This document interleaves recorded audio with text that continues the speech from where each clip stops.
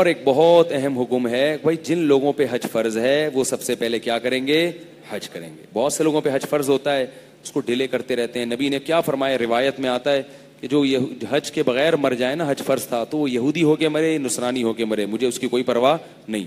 और अल्लाह ने फरमाया कि जो इस्तिगना बरतेगा, उसके पास माली वुसअत हुई और मेरे घर की ज़ियारत के लिए नहीं आया, तो अल्लाह उससे गनी है, अल्लाह को उसकी परवाह नहीं है। अल्लाह को अपना घर ऐसा ही लगता है जैसे आप किसी गांव से घर पहुंचे और आपके अब्बा का घर हो कोई, ठीक है ना। आप जब अमेरिका से आए और होते होते अपने गांव में पहुंचे तो अब्बा अम्मा के घर सबसे पहले जाओगे ना। आप अब्बा अम्मा के नहीं गए, चाचे के जा रहे हो, मामू के जा रहे हो, दोस्त के जा रहे हो, और अब्बा अम्मा के घर आए बगैर वापस अमेरिका चले गए और उनको फोन पे कह रहे हैं एक्चुअली टाइम नहीं मिला था, मैं आया था, डैडी पापा मैं आया था। वो बाप को कितना गुस्सा आएगा, तो मेरे घर नहीं आया यार। तो इससे ज्यादा गजब किसको आता है? अल्लाह को। पूरी दुनिया में हर जगह चले गए, अमेरिका जाने का भी शौक है, बरतानिया जाने का भी शौक है, स्विट्जरलैंड का वीजा भी चाहते हो, और जनाब एबटाबाद घूमने का भी शौक, और जनाब मरी घूमने का भी शौक, हर जगह तुम्हें जाने का शौक है। जिस खुदा ने बनाया उसका कितना बड़ा एहसान है, उसने अपना घर भी बना दिया कि ताकि मुझसे इश्क करने वाले अपनी मोहब्बत की प्यास को इस तरह से बुझा सकें। वरना अल्लाह अपना घर जमीन पे ना बनाता तो हम किसके घर की दीवारों को जाके चूमते, किसके गिलाफ को पकड़ते, किसके दरवाजे पे नाक रगड़ते।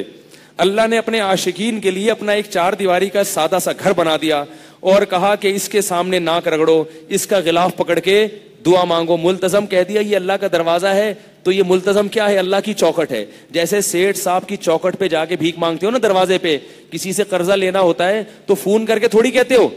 भिखारी को देखा कभी कि वो फोन पे कह रहा हो यार इतने रुपए चाहिए?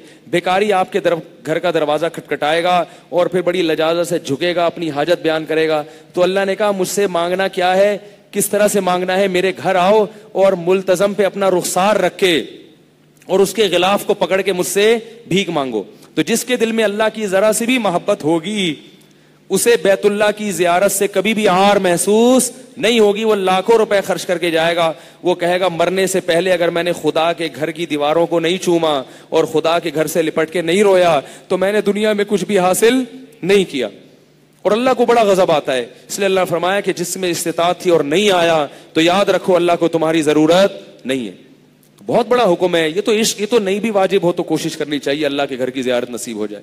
अल्लाह ताला हम सब को कुरान के तमाम अहकाम को फॉलो करने की तौफीक अता फरमाए और हमसे इसमें जो कमी कोताहियाँ हुई अल्लाह उन सबको मुआफ़ फरमाए और हमें बार बार मस्जिदों में आने की तौफीक अल्लाह ताला नसीब फरमाए। सुब्हानकल्लाहुम्मा व बिहम्दिका नशहदु अल्ला इलाहा इल्ला अंता नस्तगफिरुका व नतूबु इलैक।